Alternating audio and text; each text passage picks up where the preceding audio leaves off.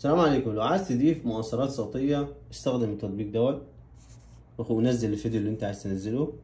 خليني اسمعك ده قبل متحدث. التعديل ولو مش عندك مساحة في التليفون كافية لازم تكون وده عندك بعد مساحة التعديل. عشان التليفون ما يعلقش منك ومش تختار المقطع الصوتي اللي انت عايزه او تضيف مقطع صوتي او تعلق بصوت اللي انت عايزه.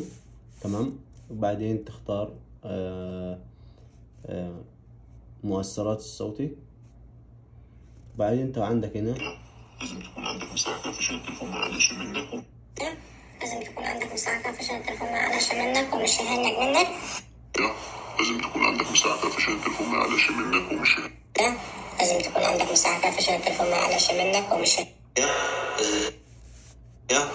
يا لازم تكون عندك يا لازم تكون عندك يا لازم تكون عندك مساحة كافية عشان التليفون ما يعلقش منك ومش يهنج منك. ولو ظهرت لك رسالة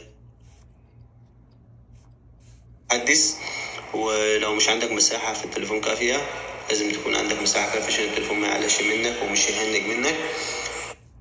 هو ده التطبيق اللي ممكن تعدل عليه أصوات، في كذا صوت ومؤثرات كويسة وبشكل مجاني.